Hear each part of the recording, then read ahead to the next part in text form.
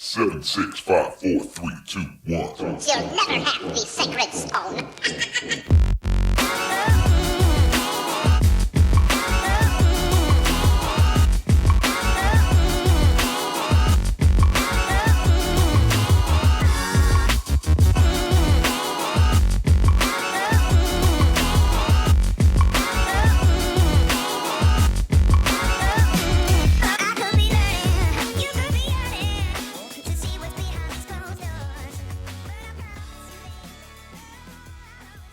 All right, everybody, and welcome into another edition of Vegas Squares Podcast. This week we are analyzing Week 2 of the NFL. We got Aaron on mic 1 over there. Yo. We got Spike all the way across from me, and I wish we had recorded the off-air shit because that was fucking priceless. and we got Fake Token right next to me. Hello, Real Token.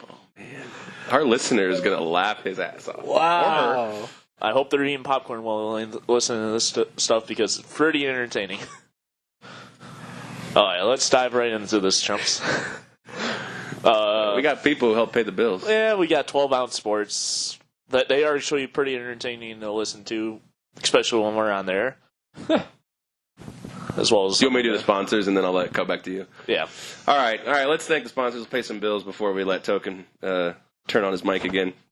We want to thank 12-Ounce Sports for airing us every Friday, Saturday, and Sunday. You can catch our NCAA picks on Friday night and Saturday morning, and you can catch our NFL picks, which you're listening to right now, every Sunday morning before the games start. Also, Seat Giant. Use promo code 12-Ounce Sports for discounts on sporting events, theater, and concert tickets, which we found out, at least I learned on Friday, that you can buy concert tickets, or theater tickets. Yeah, theater tickets. Yeah. I never thought about it. Fuck. Thrive Fantasy. For your daily fantasy sports needs, use promo code 12-Ounce Sports. Also, our newest partner is BetSperts, gambling advice website, and Pick Tracker that you can go on, check out. And right now, if you use the promo code Football35, you can get a yearly subscription for just $3.25 a month. All right, back to Token. All right. So game 1 of Week 2 for Oh, we're us. going right into it. Yep, diving right in. All right. Who cares how everybody's doing and all that? Good. Didn't even spit on it. He just went right in. Dive head first. Let's go to Indy at Tennessee. Week 1. Line is 3 on this one. Indy coming up a little short last week against Somebody. the Chargers in overtime. And then Tennessee coming up ahead of the Browns, which everybody was all on last week. Was everybody on some form of the Browns last week? I wasn't. I didn't touch him. Well, I got Tennessee. I'm sorry. Everybody on some form of Tennessee? Oh, let's recap how we did Week 1, I guess. Or should we do that then? It's your show, man. Let's give them the totals, what we did from Week 1, and then pick this game. All right, so... You want to start this over? I don't care. Doesn't matter to me. All right, well... If we're starting over, I'm not going to bother speaking. Let's keep going. All right, let's keep going. All right, the votes are in. So we're doing 2 separate contests this year. In one, we are picking 7 games per week. In the other, we are picking 3 games per week. In the 7-game contest, there are a couple of little bonus things that you can get extra points for, picking a specific money line or that sort of thing. We also have random picks. The games are picked by my wife. The line is picked by random dice.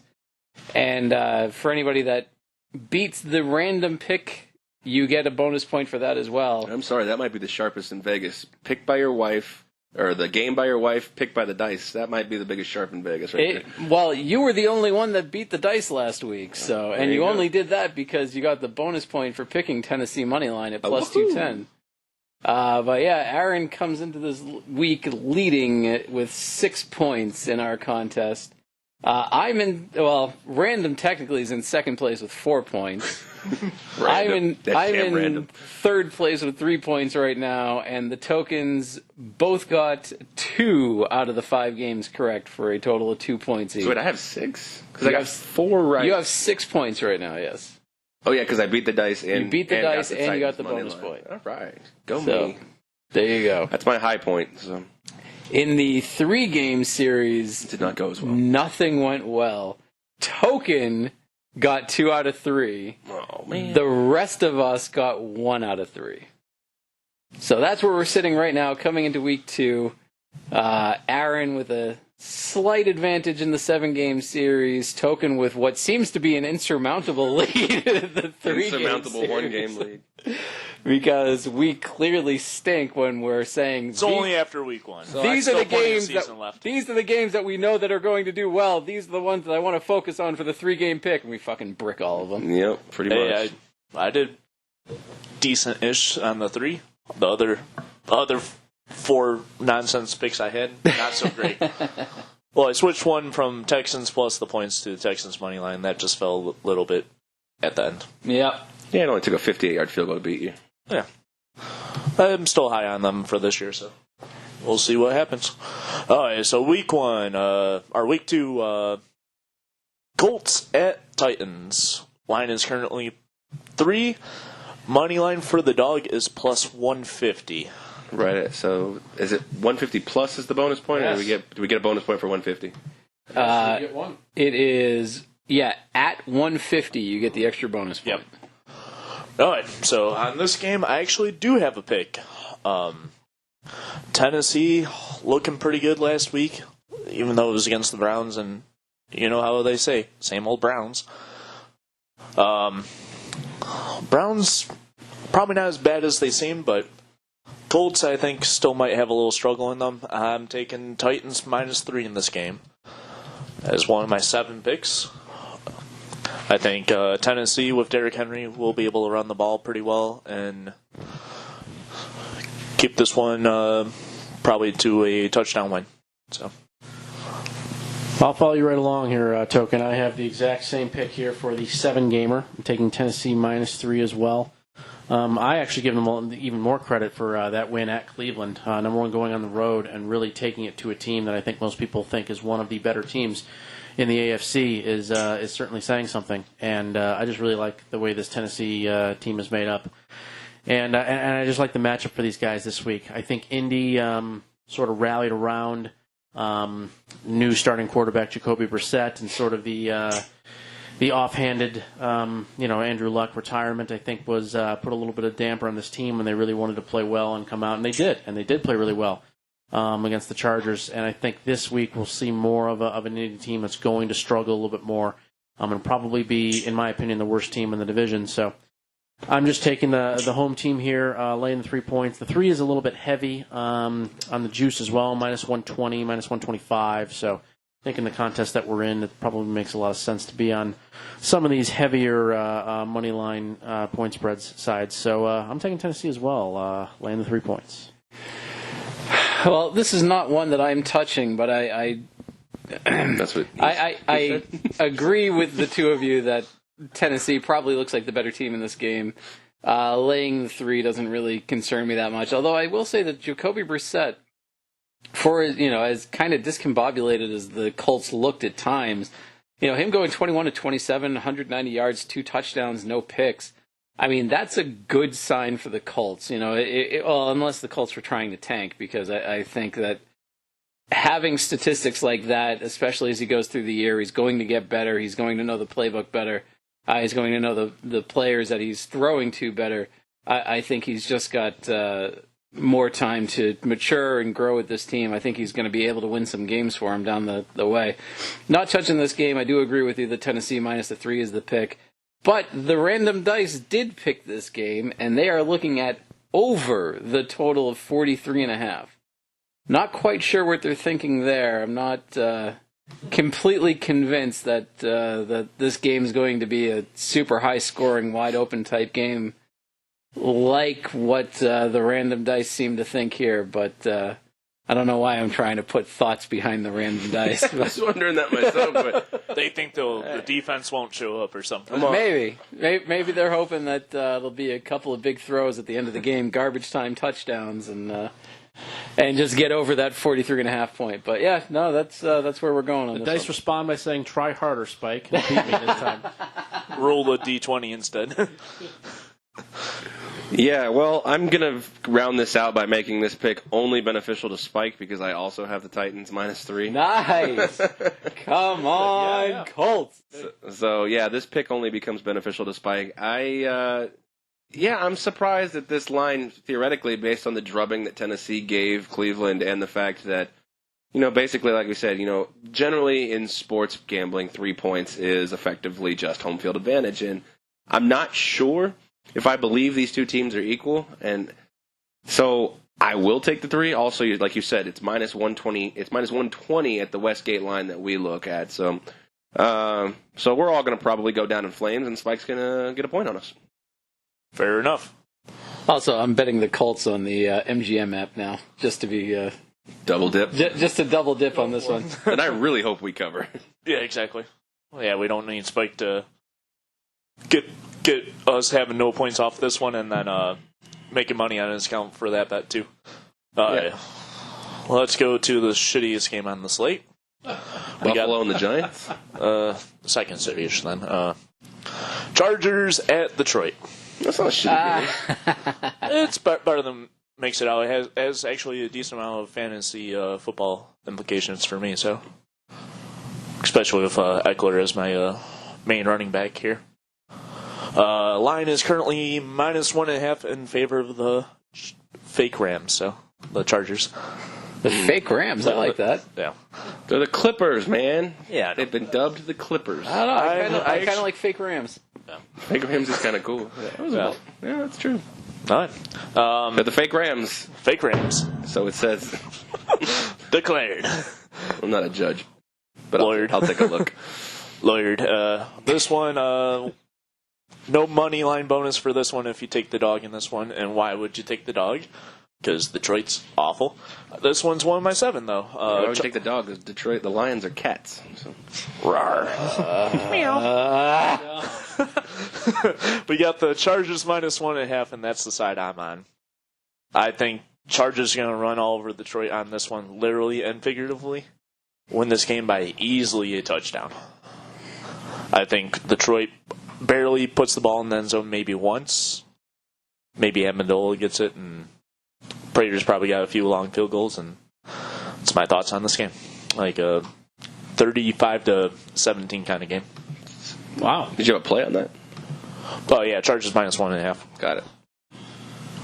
All right. Well, I'm going to disagree slightly here. I'm not playing the other side, certainly, but I do think Detroit is a little bit undervalued in this game. I think there's a reason this line has come down a little bit. Detroit played extremely well for the first 3 quarters last week, and then really, I think more the coaching staff than anything else kind of gave that game away with poor usage of timeouts, poor decision-making on defense, and just, a whole lot of bad stuff. Management Yeah, and stuff, yeah. for sure. So I think now I'm not saying that's going to necessarily get corrected because I do think it's a bad coaching staff, but I think this team is better than people are giving it credit for. That's the one thing I know Token and I, we've talked about a little bit. We both see Detroit a little bit differently. He thinks they're a complete dumpster fire, and while I don't totally disagree. Think they're better than that, but I think they're... You might be standing closer to the dumpster fire than you are. Fake. Oh, by far, yeah. Yeah, so... I do think there's a little bit of value here. I put the line myself at about a pick, maybe Detroit as actually a 1-point favorite or something like that, but not enough for me to bet here crossing over a 0 or anything like that. This will be, however, involved in some teasers for me. We will be I'm moving. surprised you're actually Tony taking Johnson's teasers. doing teasers? Yeah. I only bet teasers usually in the NFL, and I like to just do the advantage teasers where we're crossing over the key numbers of 3, 6, and 7. So we will be doing this one for Detroit, getting them all the way up to 7.5 or 8. But no play here. But my lean, pretty strong, is on Detroit. It just missed the top 7 picks for me. Now, I got a question before you give your pick. All right. And I was thinking about this because we were talking about bad coaching decisions. Who has been the best Bill Belichick coaching offspring, as their own head coach? Oh God, they're all bad. I think, right? That's what I'm saying. Who would you have to say at this point? Mike Vrabel? Nick Saban. All right, in the NFL. Pardon me. Let me rephrase that. Got him on a technicality.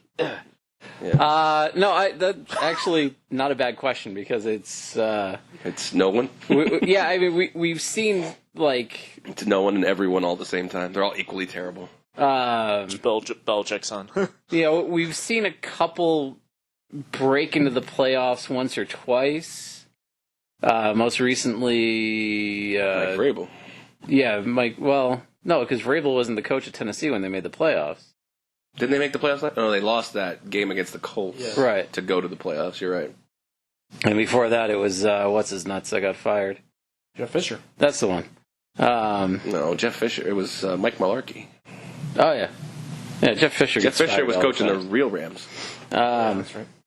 Anyway, it's an interesting I would say question Jeff because Fisher. a lot of these coaches just Is Jeff Fisher a Belichick disciple? no. No. Yeah, then what are you talking about? Oh, I thought you said he was. No, we were talking about who got fired from the Titans Yeah. when they made the playoffs and then they fired the coach. Yeah, that was either That was Malarkey, yeah. or Mike Munchak. Oh, who cares? Who gives a shit? Why are we going down that road? But my question is really, I mean, maybe Bill O'Brien, I was kind of thinking it's either Bill even though O'Brien he might get fired this year. or the. Oh my God, I'm drawing a blank on the fucking offensive coordinator's name. McDaniels. Yeah, McDaniels. Why couldn't I think yeah, of they made the McDaniels? playoffs. They won a game in the playoffs too. Right, and that was with Tim Tebow, so And Demaryius Thomas. that might count. Wasn't John but- Fox the coach of that team? No. Oh yeah, maybe he was. He was. No, and they. All right, so this was a terrible question because they all. I'm going with Vrabel. I think Vrabel's a very high quality coach. But he's Yeah, got no, no I- results though. He's Well, what? not- He's what 9-7. Not yet, 10 but and keep in 7? mind, Houston wanted desperately to keep him on as OC, defensive coordinator. A, because they knew the potential in him as a coach, and B, because they knew that they're going to fire Bill O'Brien I pretty respect quick. that, but that's theoretically all potential. I mean, again, it's a question that really, who cares the answer? Yeah. It's just for the coach who's the greatest of all time. I feel like the other coaching trees have better branches. I guess just curiosity. It makes me wonder what they're not absorbing from Bill Belichick that they take to their team. I think part of it, and we don't have to go down this road completely, but I think part of it is just the fact that Bill Belichick is Bill Belichick, and he has the reputation, he has the players' attention, and he has the winning pedigree. When these coaches branch out to these other teams and they get there, the players don't necessarily have that mindset of Winning. this is a coach that has won a lot and won on his own, therefore I'm going to listen to him. I think that a lot of these coaches are running into troublesome locker rooms. Maybe that's the case, yeah, especially since if you're taking over, that means the last guy obviously didn't get the job done. Right. And players on other teams trying to get more money than the That next might- best too. That might make for a good avenue for Brian Flores because everybody wants out of that team. That's so true. he can just clean house and get his own, get his own guys. Yeah. So, It'll be an interesting experiment down in Miami, that's for sure. well, before you make your pick, I would like to say this is so Lions that after 1 week, the Lions are 0-0-1. Yeah, I would say that would be the first time in NFL history, but that happened last year. It's true, but I'm just saying that's so Yeah. Lions. It Yeah. is. Yeah. Got a 24-6 lead, and they still finish 0-0-1. Right, and that actually, the 24-6 lead is part of the reason why I disagree with Tony Johnson about his analysis of this is a game that they should have won, they could have won, but the coaches gave it away. I think that was a game where if they were playing a team that's expected to be so bad against a rookie quarterback in his first NFL start. Rookie head coach, too. The fact that they gave that game away tells me that Detroit is terrible. Absolutely terrible. And I'm saying this, too, because I actually picked Detroit in that game last week, and when they lost, I said that I would never touch them again this year. So I'm done with Detroit this year. However, this line at 1.5 is just crazy to me. I can't figure out why it's this low. The only thing that worries me slightly is the Clippers tight end Hunter Henry is now out 4 to 6 weeks. He's always out 4 to 6 weeks. I know, but it's disheartening when he's actually out. I worry about it. I think they have enough weapons that they can still get the job done. I am picking this on both the 7 and the 3 game slate. I'm taking the Chargers minus the 1.5. So you're worried about the Chargers and the weapons, but you banked it on both picks. Yeah, well, I am worried slightly, but not enough to actually be concerned. None of that is overshadowed by the fact that you think Detroit has a pulse. Detroit is terrible. I think Matt Patricia's lost the locker room. That was quick. Well, I mean, he lost it last year too, and there was talk of him getting fired last year, which I thought was absurd. But if he gets fired this year, it wouldn't surprise me at all. I think they got it. I mean, I think at this point, what do you have to lose by just getting rid of Stat Padford at this point? I think that'd be a gain. Yeah, I mean, I know that you're locked into a huge contract, but there's got to be an out, at some point. Maybe Colts want him. I don't have a play in this, so I'll just say that we move on to the next one. If I had gun to the head, I would say I would take the over in this spot. I'd say this game. I'd say the defense for the Chargers is hurt, and the offense for both teams can put up points. So. Fair enough. Yeah, total was 47 on that one. If I did not say that one. All right, next game on the slate, Bills at the Giants. Bills currently a 2-point favorite in this spot, and the total is 44.5. I do not have a play for this game. I would lean towards the Bills and probably the over, though. I know it seems a little strange, but I do think the Giants do put up some points, whether it's garbage time or early on in the game, and I do think Buffalo's defense is what carries the Bills to the victory on this one, but no play for me.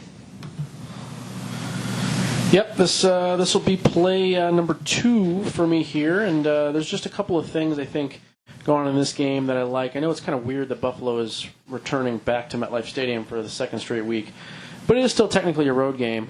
They did not stay there this week. They did actually go back to Buffalo for I guess a few days or what have you. So I think they are kind of treating it like a secondary road game. And over the last few years, teams that start the season with 2 straight road games have only covered the spread once out of 15 tries. So I don't think that bodes well necessarily here. And it was a big come-from-behind victory, a surprise, I'm sure, to many. And I actually think the Giants played pretty well for the most part last week. Again, I thought there were some bad coaching decisions, especially in the second half, with some of the play calling and the lack of Saquon Barkley on the field in certain moments. But certainly, I think the Giants are going to be a little bit better here than people expect. Manning played pretty decently for this team. The offensive line even looked a little bit better. So for me, I'm taking the Giants here, getting 2 points.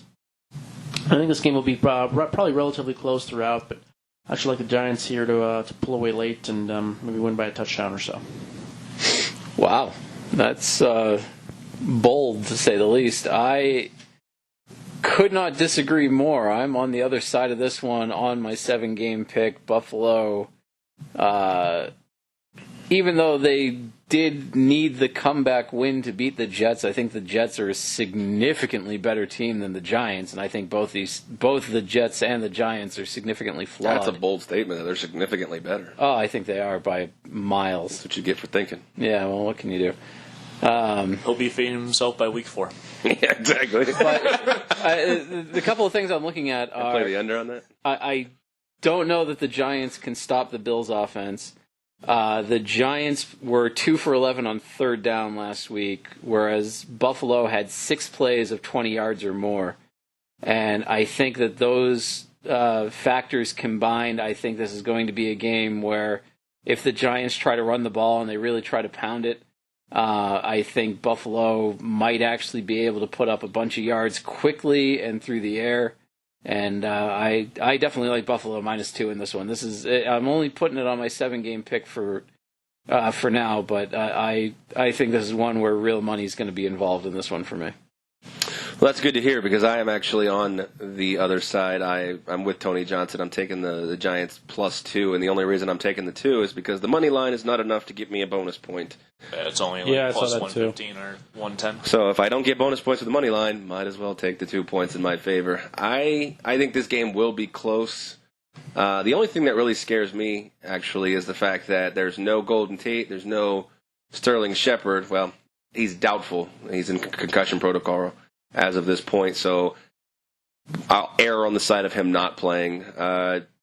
So we have, I think, Benny Fowler and I forget the other guy on the other side, but that's my point. I don't know if I love the receivers that Eli gets to throw to. However, I think Saquon and Evan Ingram might be the X factors in this game, and in some form of fantasy land, I own both of them, so I'm hoping for big games out of those two. Anyways, that being said, I will take the Giants +2, and I would lay money line if it was value here. Fair enough. That's also in my 3. It's my 7 game and my 3 game. Oh, Wow, really? damn. Oh, yeah, guys, remember to make So sure I to guess tell me. I got to go 1.5 there, right? Yes. Yeah, So I guess I'm Giants plus 1.5. Yeah. Yep. Still think they're winning. Okay. Nice. Next game on the slate, Arizona going east to Baltimore.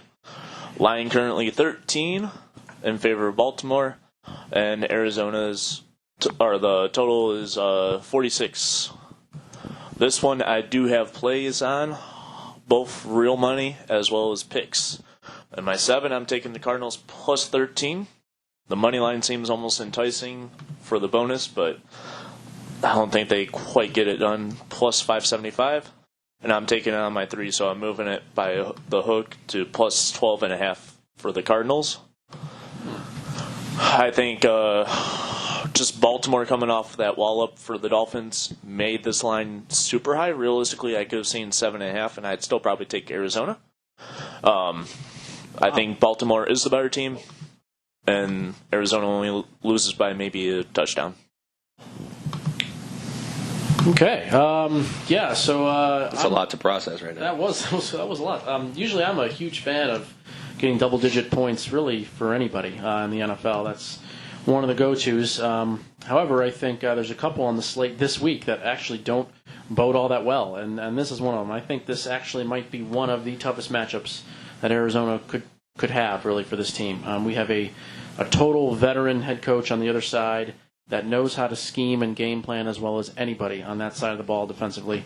And with Arizona, obviously a lot of new moving parts and pieces and coaches and all kinds of stuff. And while, again, it was a very impressive comeback last week to salvage the tie, I give them credit for that to a point. I do think Detroit shot themselves in the foot in many ways. So I'm not looking too far into that. I just think that this matchup is terrible. Going on the road, just every factor seems to be really against them here. Now, do you really want to lay like 13 points? No, I think that's probably too many. I don't really ever want to be doing that. So I'm just staying away from this one. The total seems about right, too. That's about the number that I tried to come up with here. So I'm totally staying away and probably not going to watch much of this either because I think there's quite a few better games to watch on the early slate. This one kind of screwed me up a little bit because all last year I picked against I picked Lamar Jackson to have great weeks passing the ball, and I don't think he ever broke 170. Sounds about right, yeah. This year I kind of stayed away from him in week 1, and then he went for, 325 and 5 touchdowns, something like that? That's against a team that pretty much gave up. Yeah, no, I get that, but I mean He gave up in training camp. it was just an absurd amount of yards and points and everything else. So It seems like he's out to prove it because right after the game and even throughout this week, he's been saying, I'm a quarterback. I'm a quarterback. He did, Oh, yeah. he did seem. He's got a chip on his shoulder about that. no, for sure. And But the thing is, the people in the media and people who analyze, they have a right to doubt you. And you have a right to go prove them wrong. So, you can't, I just don't get this notion I get it, the motivation, but I just don't get this notion you guys are all wrong. Well, based on the tape I have, I'm not. yeah, get out there and prove it. I think he has developed during the offseason, but he still has a lot to prove to be a throwing I quarterback. think he's a dark horse MVP candidate. Ooh. It's an interesting one. Ooh. So, But speaking of players that played against teams that gave up, Kyler Murray in his debut for 308 yards, 2 touchdowns with a pick. But I don't know that is enough to make me think that Arizona can keep this game close. I'm not touching this sucker. I don't trust anything about this game. If I were betting on it, I might just take Baltimore money line and lay the minus 850. Just because I don't. if I had to make a bet to stay alive, yes, that's probably what it is. But, so nobody has a play on this, huh? You got it. 7 and double 3, yeah. play. Oh, that's right. You got a double play on there. Yeah, you took the Arizona plus the 13 on the 7, right? Yep, and Okay, then 12.5 on the 3. Yep. Yeah, okay, just making sure I got that right. But yeah, no, I'm not touching this one. I don't like either side necessarily, although I definitely lean Baltimore. That line just scares the hell out of me. All right, well, I have a play. Actually, I have a double play as well in this game. I am on the opposite side of you, Token, in the sense of I believe this game is a blowout. However, I'm taking the total, and I'm taking it under.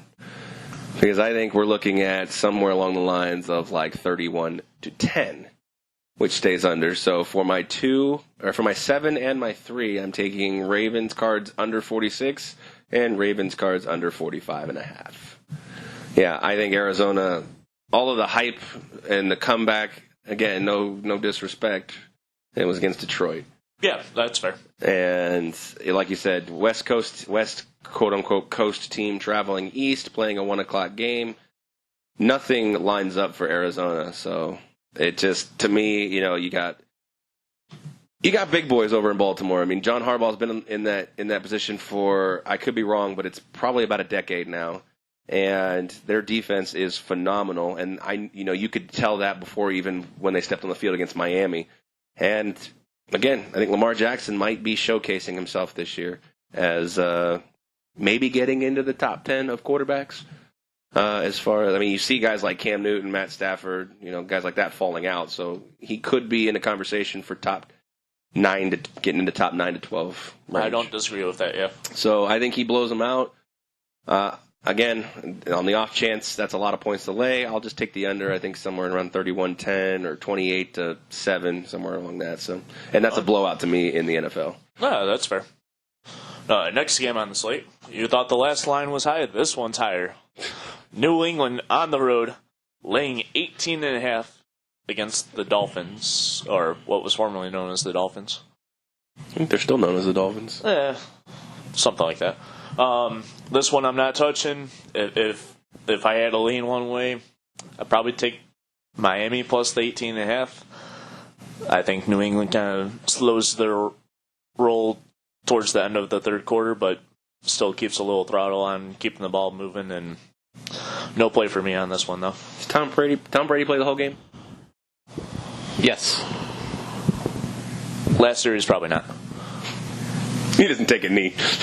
No, he doesn't take any. That hurts his running stats. I just wonder if they get up big, if they try to get Jared Stidham some reps. They might, but Brady hates coming out of games. Yeah, well, that's not up to him. Absolutely hates it. And No, the money line for anybody that's wondering is 12-1 For the Dolphins. Yeah. for the Dolphins. Yes. Which I feel like a sucker because I grabbed it at 11-1.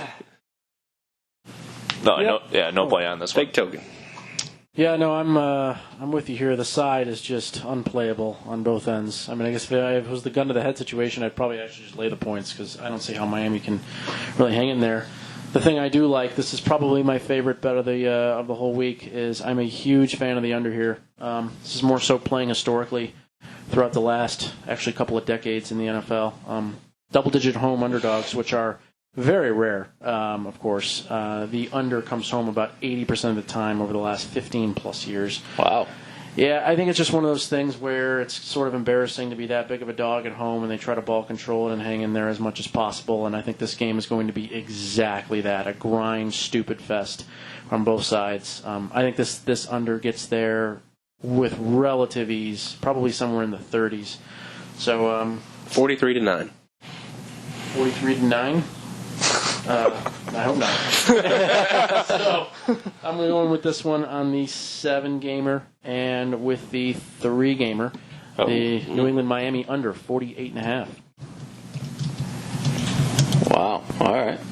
I'm not touching this one, mainly because weird shit happens to the Patriots when they play in Miami. You took the words right out of my mouth. I was going to say that. I'm like, how do you lay these kind of points in a situation where this is Tom Brady's worst venue? Yeah, he plays like shit when it's too hot and too humid out, and that's why they scheduled this game for New England in Miami in September.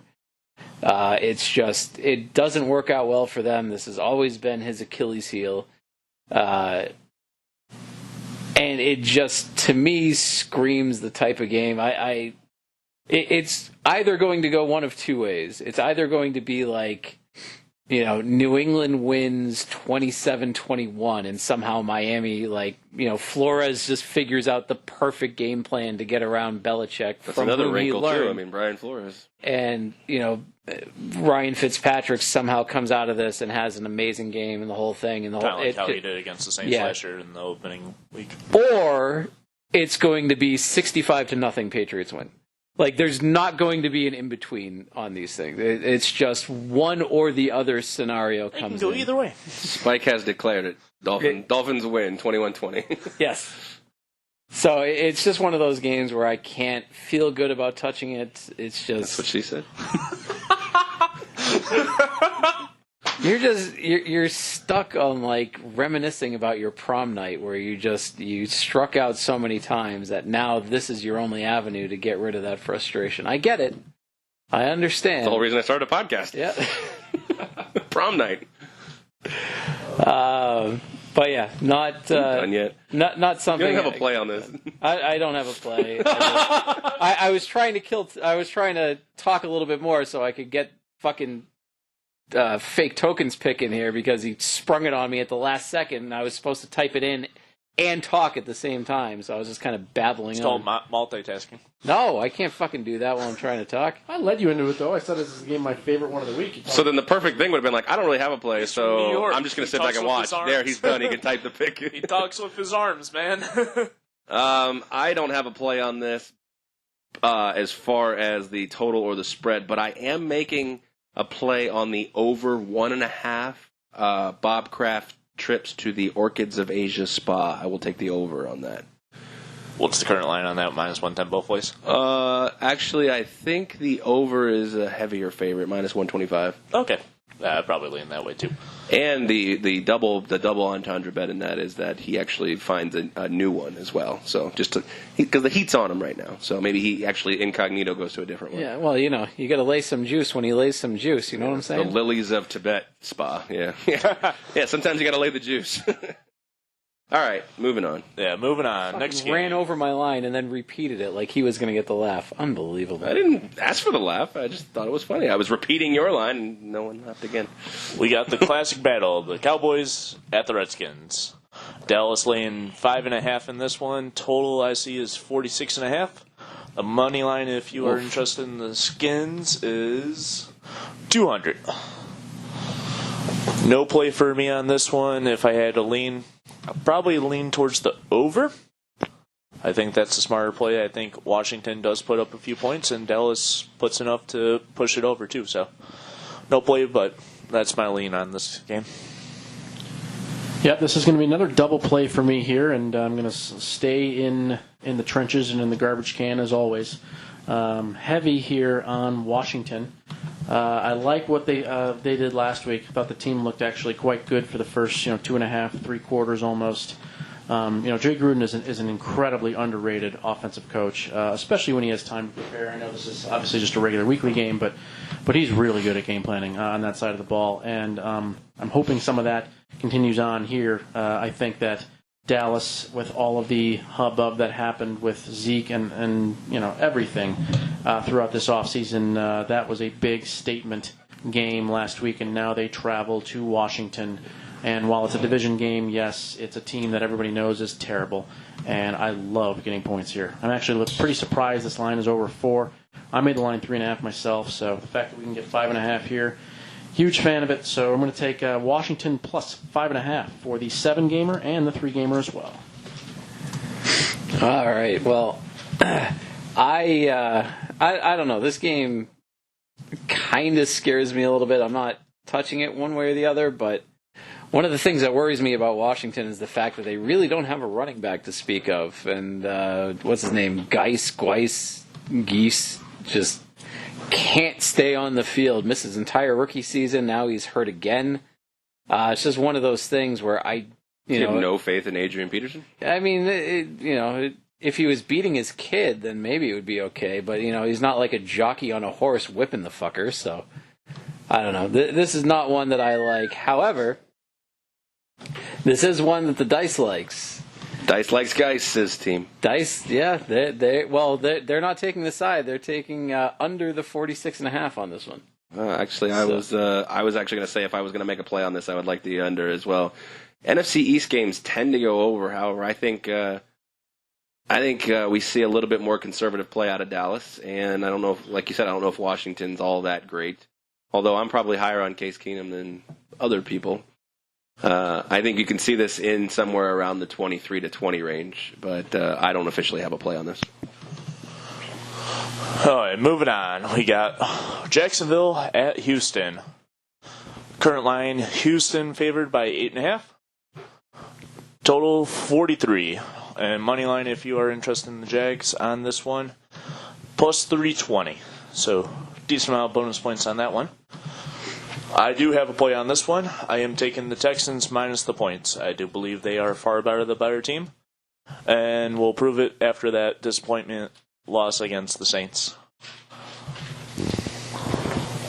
Very good. I also have a play as well here, but going a little bit of a different route. I'm going with the under here. Looks like under 43. The last 4 times these two teams have played, the average total has been 37.5. And while I know there's obviously different personnel and it is a different game, I do think that the style of play and what's going to be happening here is certainly going to be about the same. I know Jacksonville is without a couple of defenders, including A.J. Boy. I believe he was ruled out yesterday. So that is a little concerning, especially how good Houston's offense looked for the majority of the second half there, and a little bit in the first half too, certainly, against New Orleans. But I do think Jacksonville is going to play a lot better here. They ran into the buzzsaw that is Kansas City at times, and I think this defense will look quite a bit better despite the fact that a couple people are missing. We're just going to see a grind fest as always between these two, and to me, I'm not really quite sure who's going to win. I was a little bit thinking about taking Jacksonville with the oodles of points, but we'll stick with the under here, under 43 for the 7-game deal. So, yeah, there you go. So I am on this game as well. I think between these two teams, I think this is going to be a much closer game than what the line says. I am a big fan of, what's his name, Mustache Minshew there, that is just... He's the media darling, even though he shit all over the media during one of his interviews where they asked who the smarter quarterback was in the locker room. And he says, well, it can't be me. I only have a communications degree. And everybody in the media kind of shrunk down in their seats about 6 inches. He seems like the kind of guy that doesn't get rattled when he's on the field, doesn't let anything bother him. And I think that's exactly the kind of quarterback that this team needs, especially now with BDN out until week 11. I don't think Jacksonville wins this game, but I think they keep it close enough that I'm taking Jacksonville plus the 8.5 on my 17 play. The dice, however, disagree with me somewhat because the dice are on Jacksonville money line at plus 320, thinking not only that Jacksonville can win, but they are going to scoop up 3 bonus points if they somehow find a way to beat Houston. God, that makes me feel terrible. Wow. It may make me change my pick mid talk here because I am also on Jacksonville plus 8.5 because for kind of the same reason. I feel like Gardner Minshew is going to be the likable version of Baker Mayfield at this point. I like the way he plays. I like the way he played at Washington State. He hasn't yet seemed like an arrogant asshole. I think he's funny, the way he goes about his business. And none of that is related to on-field performance. But I feel like that's just kind of the swagger that this team needs because Doug Marrone's on the hot seat, regardless of the fact that Nick Foles is out until, I believe, week 11. Yep. I almost kind of want to take Jacksonville money line now so I can keep up with the dice. But I'm just going to lay the 8.5 as one of my 7. All right, fair enough. Deshaun's hurt. The defense, J.J. Watt, I don't know if that was specifically just against the Saints. I think he's done. I think they traded the wrong defensive end, to be honest with you. Fair point with that. Moving on, we got Seahawks going over to the Steeler country. This one's a very interesting matchup, very interesting game. Totals and spread seems pretty accurate. We got 47.5 on the total, and the Steelers the favorite at 3.5. No play for me on this. If I had a lean, I'd probably take Seattle, maybe even on the money line, but no play. Right with you, Token. I don't have much here. I have very, very little to add. Pittsburgh was a complete shit show last week, and most of the years during the Tomlin era, they have rebounded pretty well. But the issue here is maybe those were some better teams than the one they currently have. I do think this defense is still going to be pretty good, but they have a long way to go. Certainly, after last week's performance, I'm not trying to read too much into 1 week, but they have to make quite a few strides here to contend, I think, in this division, which is going to be obviously very competitive with the other two teams, maybe sans Cincinnati at the top. And the thing is, I just don't like Seattle very much either. There's just nowhere to go here. I think Seattle is extremely overrated. I just don't really like anybody. I think the line is pretty much perfect where it is. No idea about the total, so I'm just passing on everything. Yeah, I'm with you. Passing on everything. It just doesn't seem like a good spot on either side. I don't like the total. I don't like the game. I don't like basically anything about either of these teams. I just think that this is a shit show game worth skipping unless you're somehow like this is one of your favorite teams or one of your least favorite teams and you just decide to hate watch. I don't know. I don't have a play on this either, but I would say I would err on the side of taking Seattle, and I would actually probably take the money line because I can get the bonus point there. To piggyback off Tony Johnson's overrating of Seattle, I think the defense has taken obviously a step down from the Legion of Boom days, but talent-wise on offense, I think they're better than when they played in the Super Bowl. So you have a more experienced Russell Wilson. I think the receivers are better. Chris Carson's a really good running back, not necessarily Marshawn Lynch, but I think overall the unit's better. I dislike the receiving core a lot, actually. I think that's actually. I think DK Metcalf might be a stud, and I really like Tyler Lockett. So agree to disagree, sir. It's his fiance. Plus obviously Russell Wilson. That's well documented on my love for Russell Wilson. I think Russell Wilson's exactly the kind of quarterback you need to walk into Pittsburgh on a team that is licking their wounds and is obviously eager to show the home fans that they can play. Again, I don't necessarily think that Seattle's going to win this game, but if I had to lay a pick, I would probably take them with the points. And for purposes of our contest, I would probably sprinkle money line there on that spot. But long-winded, no play. Fair enough. Next game on the docket, we got the 49ers going to Bengal country, South Ohio. Line is the country now. Yeah. Line is currently in favor of the Bengals, -1, total 46. No play for me if I had to lean on something. It ain't going to be on the TV on this game, but Bengals -1. What? Not watching it, I think, Yeah. is the point, yes. Oh, I thought you meant you're not going to lean on the television. I'm like, I'm glad we have do people do that? I'm glad we have a token translator here. I'm right here. Fake token. Yeah, that's why we're leading. Yep. He's one of those token impersonators on the strip. This game's really weird. San Fran opened as a favorite, and then Cincinnati has become a favorite at some point. I think it was like Monday or Tuesday. We're crossing a 0, so I don't really care. But then it appears that Joe Mixon is a certain question mark to even play in this game, so I would have thought that might actually matter. To seemingly sometimes the betting public gets excited about these things, these non-quarterback plays, but it didn't move the line.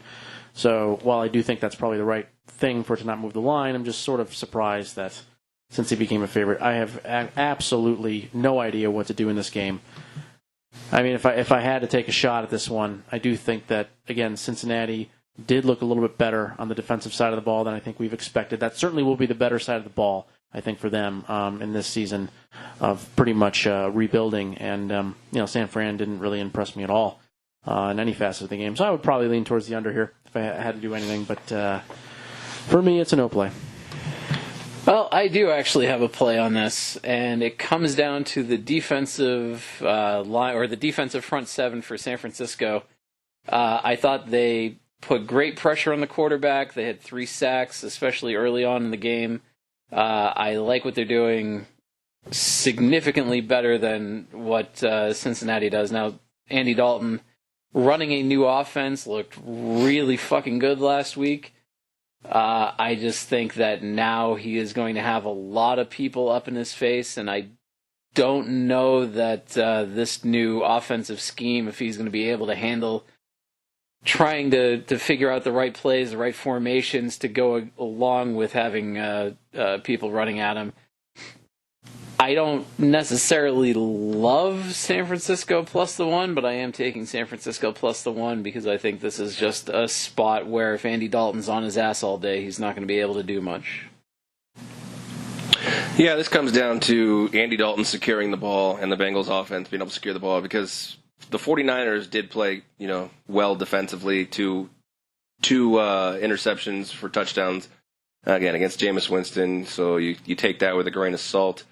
Didn't learn my lesson last week with taking the Bucs -1 at home against the 49er team who has to come all the way east. I'm not going to learn my lesson again. I'm taking the Bengals -1 for my 7 game and my 3 game, so I guess that takes me to 1.5 for the 3 game. I actually like what they're doing on offense, even despite the fact A.J. Green is out. John Ross came out of nowhere last week, and I'm hoping that trend will continue, that they have 2 and then eventually 3 really good receivers, plus the fact that Tyler Eifert can stay healthy. We're not talking division, contention, but I think a team that, again, and I said it last week, a team that where Seattle's home field advantage isn't what it once was, but to walk in there and still pretty much win the game for 3.5 quarters, I was impressed with Cincinnati. And now coming home, 49ers, although they probably went home, I don't know that for a fact. I'm sure they went home after Tampa Bay. To go on the road, to go east 2 straight, it doesn't. They stayed the week in Youngstown, Ohio, just so you know. They did not go home. Oh, well, there you go. Fair enough. I still like the Bengals to win this game, and I only need to really do it by 1 or by 2 points. So at this point, I will take the Bengals. By safety. I'll take it. All right. Next game on the docket, Minnesota going to Green Bay. Line Packer country. Yeah. Line going to the 2.5 on this one. Open at 3. Total at 43. Came down off of 46. This one is a play for me, both on the 7 and both on the 3. I think the Vikings are the better team. Even going to Green Bay. Green Bay still, even after the win in Chicago, looked pretty what makes just you unstable. What makes you believe that Minnesota is a better team? I'm not. I think they have better game management, better defense even, and all this. I do believe this will be a low-scoring game as well. I'm not going to touch the total, but I do think Minnesota is the better team when it comes down to game management as well as stopping in key situations, even against the fable Aaron Rodgers. That sounds made up. No. It is not. Nice rebuttal. It is fact. That sounds made up. No, I think Cook stays healthy in this one and puts a That's good. little hurt on. Puts together a 2-game playing streak. Yeah, it's a new record for him. I think it might be. Yeah. Yeah. So my play both on the 3 and the 7, Minnesota plus the 2.5. Yeah, it was damn impressive what Minnesota was able to do. I think last week, only throwing Cousins only threw about 10 passes like that, and they were able to really throttle Atlanta, and Atlanta really never had a chance in that game. So pretty impressed there overall. I didn't see that one coming, but I think we'll take a step back here with Minnesota. While that was certainly an impressive game, I think they're playing a team that is a step above Atlanta and on both sides of the ball here. In fact, I am slightly buying into Green Bay's improved defense. I don't think it's like Aaron Rodgers. I'm not going to start shouting we have a defense to everybody that wants to listen. I do think, though, that it is a lot better, and that will make this team certainly significantly a significant rival, I think, here to Minnesota for the challenging for the division win here. I'm not quite sure the Bears are on the same level as these two teams, but here for a strict value play because of where the lines are and I believe where it will end up. I think the line's going to close at 3 for the most part everywhere, but we are hanging here at 2.5 at Westgate. So for the 7-gamer, I'm going to take Green Bay minus 2.5 just to get off of the key number. Nothing more so than that. I do think they probably have a slight edge in this one. I'm a huge fan of Minnesota, 2-0 against Minnesota, but I think Green Bay will play well in this one, and I like them to win a close one. I personally don't have a play on this game. If I had to do anything, I would lean under. The one thing that scares me about Minnesota is that all of their points came after turnovers, which means that they were losing, aside from those turnovers, they were losing the field position battle all day, which doesn't fill me with a lot of confidence, especially if people do actually believe that Green Bay finally has a defense. If they can stop Minnesota from having those 75, 80, 85-yard drives, then I don't think Minnesota can put up a lot of points, and I'm not necessarily convinced that Green Bay can do either. The Random Dice did pick this game, and they are actually with Tony Johnson, taking Green Bay minus the 2.5 in this spot. It's to me, this is just too weird of a game. I'm not touching it personally, but hey, the dice like it, so go for it. Yeah, I no play, but I would be with Tony Johnson in this spot, laying the 2.5 points. I think the Packers just top to bottom. I think the only thing really, in my opinion, that the Vikings have a matchup advantage over is probably wide receiver, as far as matching up wide receiver versus wide receiver, and that's not even that much. I think the combination of Diggs and Thielen are better than Adams and the rest of the group, Brown, Scantling, etc. So everything else, I think, even Aaron Jones, I think, is probably, just because of the fact he can stay on the field, is probably, and out of the backfield, I think is a better matchup. I think Packers are winning this division, and by doing that, you've got to win division games, and I think they're going to win this one by about 7 points. No. Yeah, that was the last of the morning games. On to the afternoon games. The first one on the docket, we got the Chiefs going into Oakland. Oakland country. Yep. The black hole. Going in the black hole doom. Chiefs minus 7. Chiefs minus 7 in this one. Total at 53.5. No play for me. If I had to choose a bet on this one, probably be the under. And current money line, if anybody's interested in the Raiders on the money line, I see plus 275. Yeah, so this is a game I actually already grabbed pretty early on, but I'm not going to include it in the in our picks here because the line has moved a little bit. So I got the Raiders at plus 7.5. It's down to 7 pretty much everywhere. My line is closer to probably 6.5, but to me, I think the hook might matter a little bit here, certainly in a game where Kansas City, obviously is probably going to score a lot of touchdowns. Hopefully Oakland can match at least a few of those. And, I just this is another 2 straight road game deal here to start the season.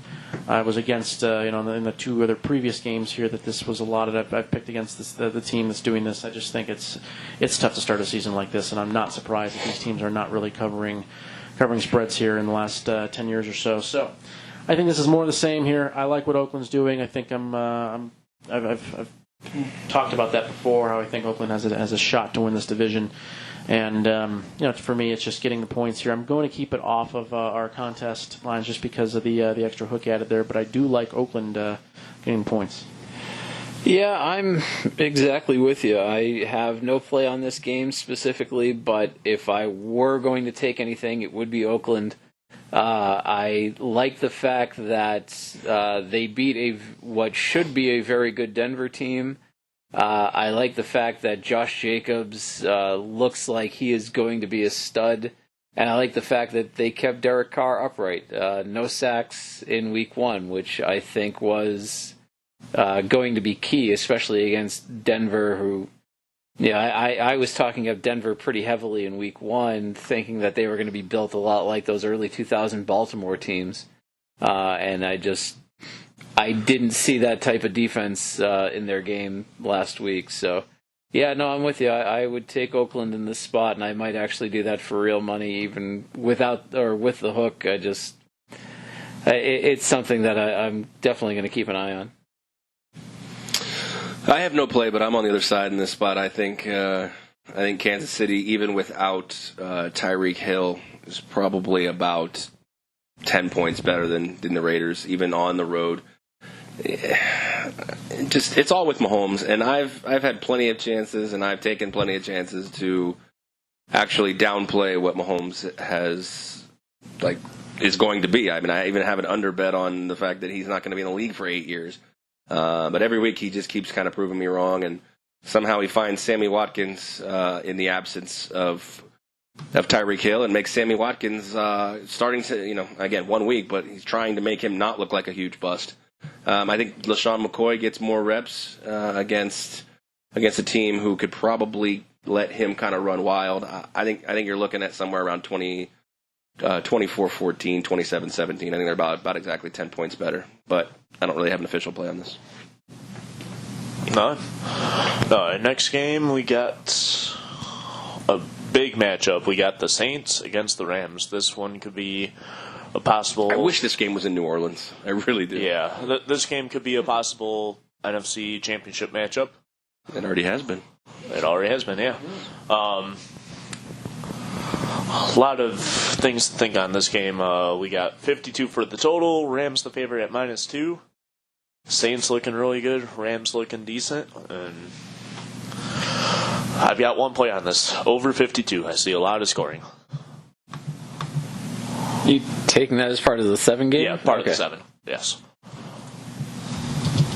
Yeah, I think there will be plenty of scoring, even though both defenses are pretty good, but I see a lot of scoring in this one. Non-stop, even maybe a couple defensive touchdowns are put them in excellent field position for short drives.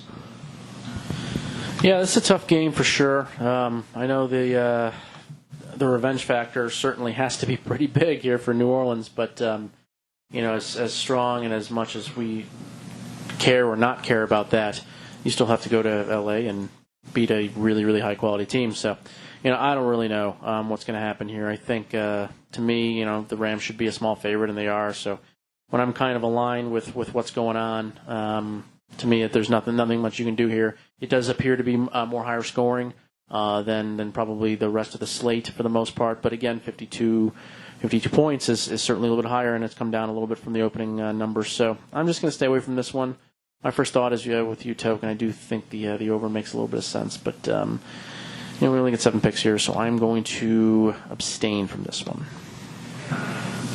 Well, I am taking this on both the 7 and the 3. I think this is a spot for New Orleans to come in and show and prove that they are the better team, and I think that they can do it. I'm taking them at +2 on the 7-gamer, plus the 1.5 on the 3-gamer. I am not a fan of Goff. I was talking last week about how I think the Patriots put up the perfect game plan on how to beat him, and Carolina showed that all you have to do is get a little in his face, and he can be very uneven. His Week 1 stats, he threw for 186 yards, 59% completion, 1 touchdown, 1 pick. That's just not going to cut it, not when he wants to have a repeat and win the division again. That's just not good enough week in and week out, and that's against a Carolina team that's clearly doesn't give a shit anymore, especially Cam Newton. So this is a spot where I think New Orleans can really shine. I would take the money line in this game, but it's only at +110, so it doesn't give the bonus point. However, the random dice are taking New Orleans money line, so both of us are on this game. Is that a bonus point for the dice? It is not. Yeah, it just falls a bit short. Believe it's like +130. All right. Or no, +110. Yeah, +110. It's got to be +150 for the bonus point. It's sitting at +110. I do have a play on this, and actually, it's just for my 7. I'm taking the under 52 in this game. I think the offense for the Rams, I'm not sure what I want to make of it. I actually think Jared Goff had a pretty decent game against the Panthers, coming home, getting the benefit of the doubt. Probably I see them in the 24-point range again like they were last year. I mean, last week they put up 30, but they were pretty much hovering most of the game around the 17-24 range. The Saints, when they walk out of that Superdome and don't step into another dome, their scoring average tends to dip a little bit. So I think it's going to be a very close game, as obviously the line indicates. And if I'm putting, LA right around 24 points, I'm putting, New Orleans somewhere around +2, -2, exactly what their spread is. They may win this game. I'm not sure. It'd be a tough one to go into LA and beat the Rams, especially. Again, there's a lot of weapons there. I feel like both defenses are really good, and both defenses can definitely set the tone in this game. Again, if you don't like Jared Goff and you don't like Drew Brees outside the dome, this really signals a recipe for the under. The last 8 games that the Saints have played versus NFC opponents outside the South, the under is 7-1 in that game, and the under is 7-1 in the last 8 Saints road games. So I'm taking the under 52 as one of my 7 in this spot. No. Moving on, we got the Bears against the Broncos. Bears as a slight favorite. Line moved a little, open at Denver -1, now at Chicago -2. Total at 40. That's definitely a low total. No play on me on this one. I'd probably lean towards the Bears minus the 2, but not going to touch it. Yeah, it was pretty amazing to me how bad Denver looked on offense last Monday night. It looked like an offense from like 1970. The line was Just bad. Slow motion and just, it was brutal. Joe Flacco looks like he's on his last leg out of here. But, so even with saying all of that, I don't have a play on this one. This is a huge spot, I think, for use in a teaser. Actually, we will be using Denver in some teasers here, getting them up to 8.5. Especially with this low total. I think that's fantastic. So, I don't have a lot of faith in Mitch Trubisky. I do think he's one of the worst starters in the NFL. But, and that's the key here is I like what everything else that Chicago's doing. But certainly quarterback position is a problem, especially when you play a defense as good as Denver's is. I think it'll be close throughout, within one score, probably as throughout the entire game. And I don't have a lot of faith in Denver getting that score to match maybe at the end, but certainly staying within a touchdown or so shouldn't be too bad. But, I got no play for me on this one. Well, I wish I had no play on this game, but apparently I picked Chicago -2 in my 7-gamer, and I have no justification as to why. I literally don't know what I was thinking. My wife and I were watching the Great British Baking Show, and I must have been distracted by something because I have on my spreadsheet in front of me Chicago -2. So, let's fucking go. Nice. Paul Hollywood talked me into it, I guess. I don't know. Wow.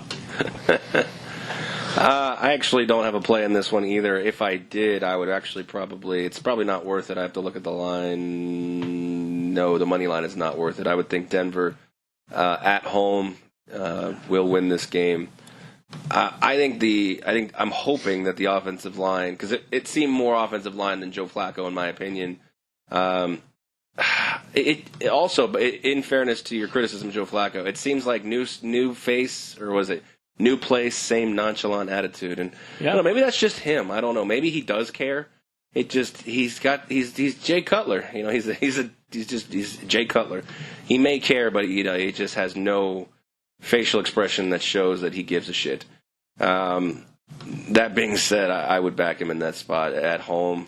Defense may run circles around Trubisky, like you said, and as much as the Bears can say they love David Montgomery, and I don't love their running game until they prove it. As much as I've got him on 6 fantasy teams, I'm not seeing a running game out of that, which relies more on Trubisky. So until they can establish that, I'm not a big fan of Trubisky either. So It'd be fun for Vic Fangio to face his former teams. No, I didn't even think about that wrinkle too. Plus, there you go. That's another wrinkle. I don't know. I think it all sets up for Denver to get in the win column here, and Chicago fans to fire them all.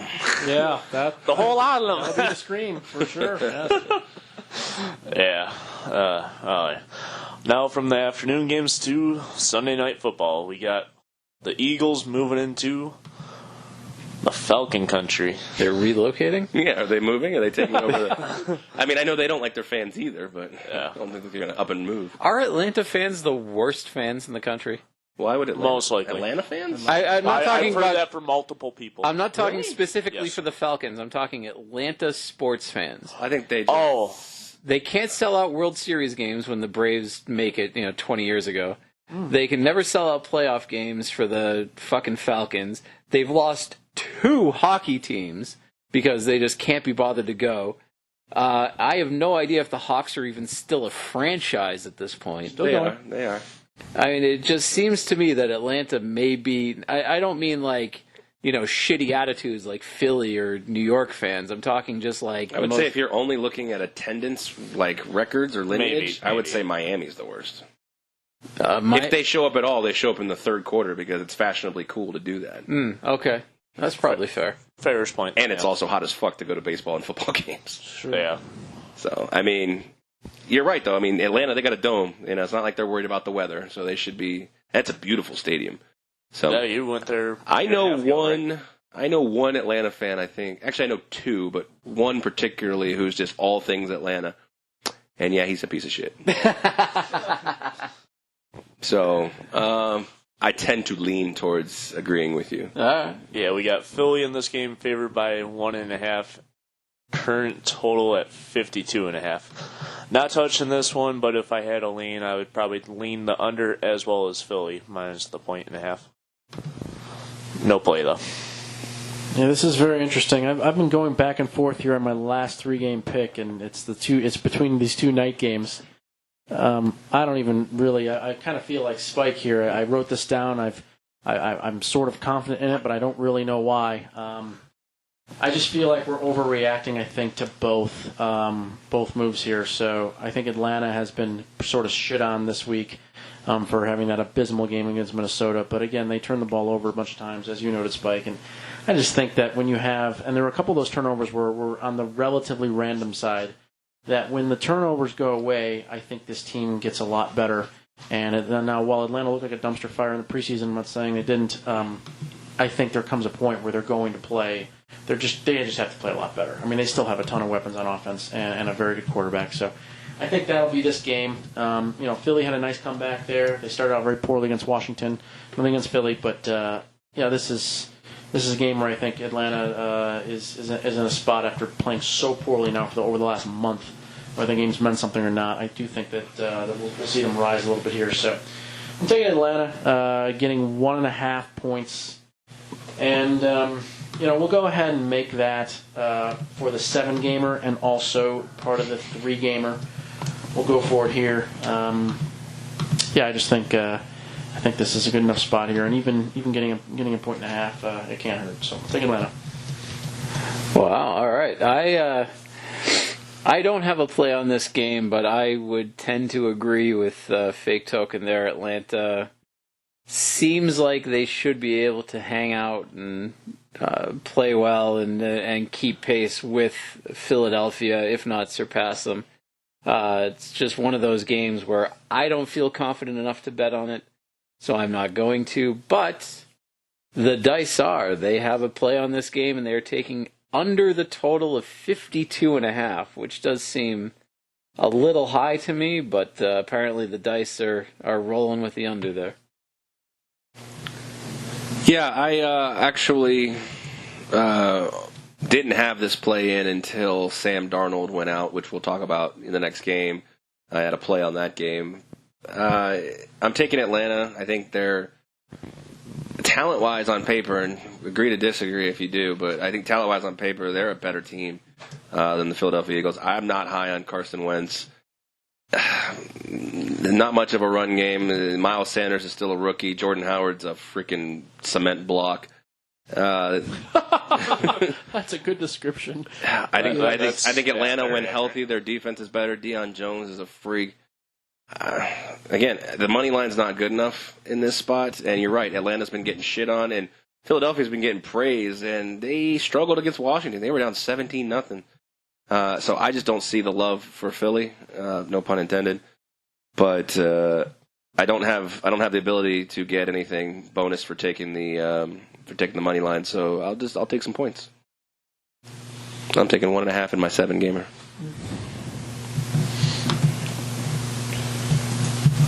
Take your time, Token. Oh, yep. I was just writing that down. Moving on to He's going Monday to Night email Football. it to us in like 30 I minutes. know.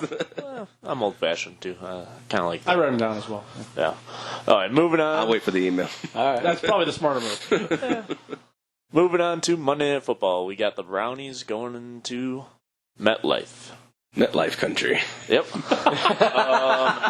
This game originally opened at 2.5, and then Sam Darnold being rolled out with mono, which is never a good thing.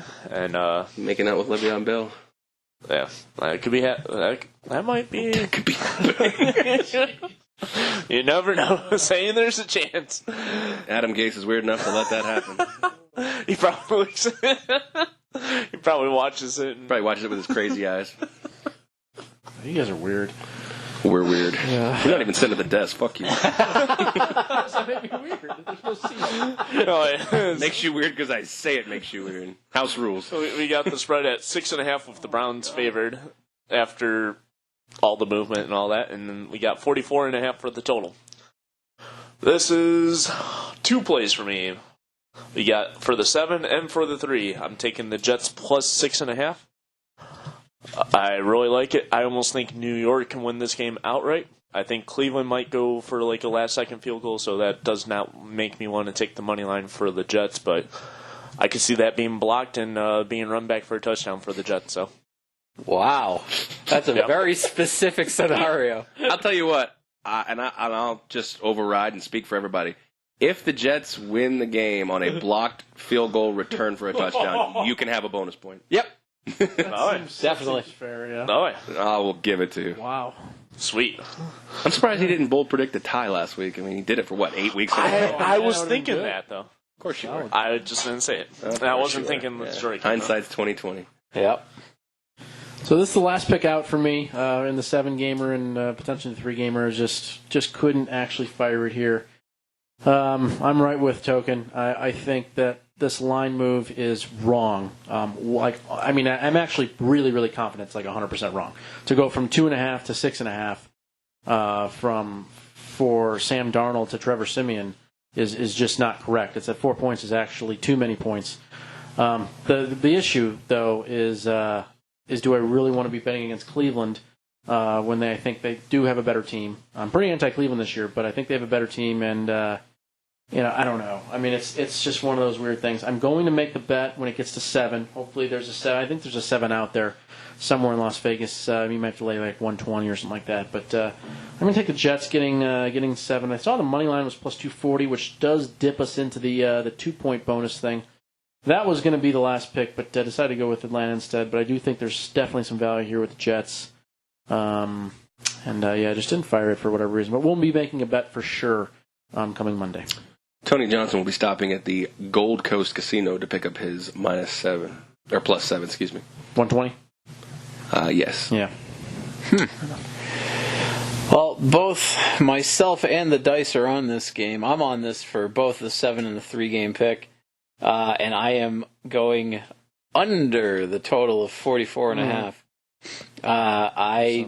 I'm not sold that either of these offenses can put up enough points consistently enough to get over that total, and I just think that this is a good spot for betting the under, especially if you like to watch boring football. I think this is going to be one of those real...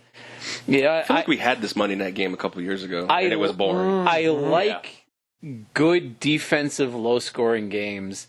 I hate low-scoring games where it's because the offenses are fucking incompetent, and I think that's what we're going to see in this one. What makes this game boring? Because, I mean, other than the fact that Sam Darnold's out, I mean, Baker's supposed to be must-see TV, and he's supposed just to be getting drubbed week 1, automatically everybody's just poo-poo. No, I don't like the guy, so I'm trying to figure out what everybody who does like the guy's mindset is. I think that's not true. I don't hate the personal character. I think this is the type of game where the quarterbacks are going to go 3 and out, or they're going to overthrow their receivers, or the running backs just aren't going to be able to do anything on the ground. Yeah. And this, to me, just screams the type of game where it's just going to be 3 and out, 3 and out, 3 and out, 3 and out, 3 and out, and a punter is going to get MVP of the game. Cool.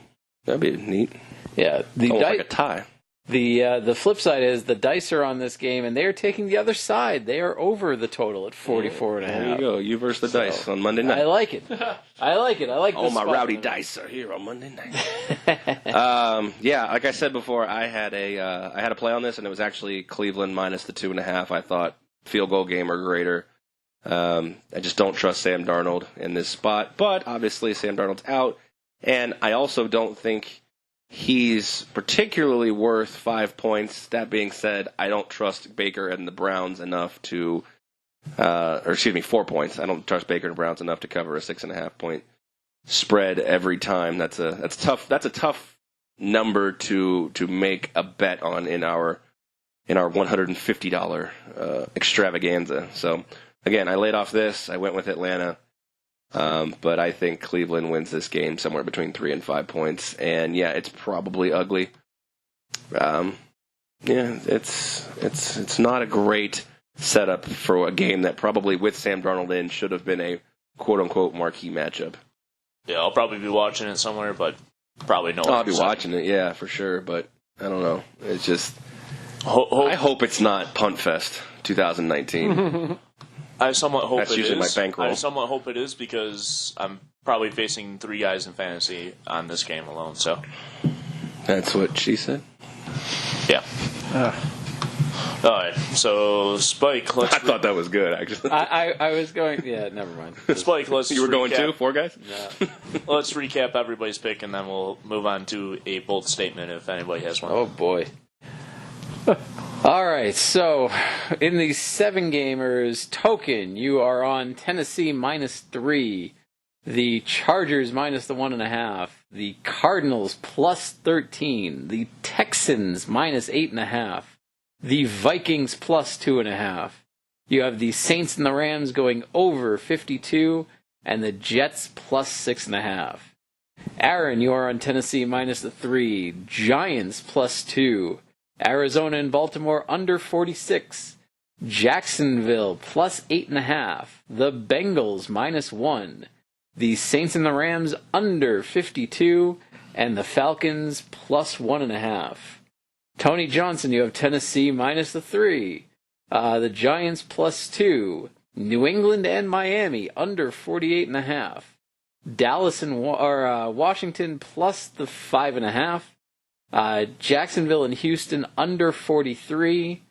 Green Bay minus the 2.5. Atlanta plus 1.5. I have. You sound like, I don't know if you guys ever did this growing up when you called the phone for movie time. AOL movie phone. Tony, you have Washington plus 5.5. Kind of. Yeah. That's what you sound like right now. Otherwise, it's just going to be fucking monotone, me going through No, numbers. I love it. That's what the image I got in my head. If I called, 12-year-old me called, and Spike gets on the other side of the line going, Aaron, Fast and the Furious, 9:30, 9:45, 9:55. Bruce Almighty, 10:08. Maybe I missed my calling. Yeah, you might have. Yeah. Maybe that was you in a previous life. I remember when I was in college working at the radio station, I met the guy who does the EA Sports. Oh, that's pretty awesome. It was cool, yeah, because EA Sports is right there outside of the county line in Orlando, and we took a tour one time, and he just looks like a regular dude, and I'm like, it's nice to meet you, and then they told me what he did, and I'm like, oh, I gotta hear it, and it was awesome. It was a really irrelevant, cool experience. That's one of the best things about EA Sports. That it's in the game, or just The that intro, guy. The intro. Oh yeah, Yeah. fair enough. I'm sorry, you were saying? Yeah, I was getting on to my picks, which now Who the fuck cares? Now I'm completely fuck self-conscious about how I sound. So, way to go, Aaron. Thanks for that. I have the Niners +1. I At have 9:55. the Jaguars +8.5. 10:08. The Bills All right, let's -2. The Chargers -1.5. The Saints +2. For some fucking reason, I have the Bears -2. And I have the Browns and the Jets going under 44.5. To hear our picks again, press star. Hey, you forgot the random dice. All right. The dice. Oh, I thought you were done. Oh, the dice. I could. Well, I mean, you guys keep interrupting, so it's tough to get through this shit. The dice. Colts and the Titans over 43.5. The fucking Jaguars money line at +320. Green Bay -2.5. The Saints money line at +110. Philly and Atlanta under 52.5. Browns and Jets over 44.5. And the Cowboys and Redskins under 46.5. So, if you haven't heard, my bold prediction is Jets block a field goal. Nobody's heard.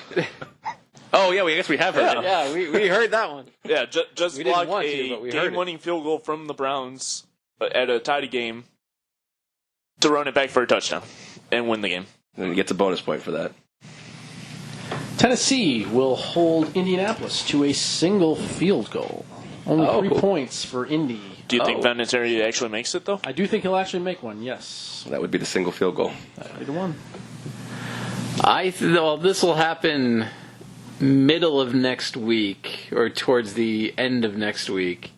But I'm going to say that there is at least one team that replaces their kicker after this week, and not because of injury. Fair enough. Interesting. I think one team, the Jets, already replaced their kicker last week. So. Yep. And I think it's happening again to somebody else. Huh. Interesting. Fair enough. I don't want to find anything as negative. I wanted to make my bold prediction Jacksonville wins, but I can't root for the random dice to get 3 extra points. Although I think they may. My bold prediction is coming off of being inactive week 1. Adrian Peterson will rush for 100 yards against the Dallas Cowboys. Oh. Okay. Yeah, I think he'll have a good week as well, but I'm not sure about the 100 yards. Be interesting to watch all these matchups, and thank you everybody for tuning in, or our one listener, whoever you are. And for Aaron, for Spike, for Fake Token, and for Regular Token, thanks for tuning in. Thanks, sponsors. Bye.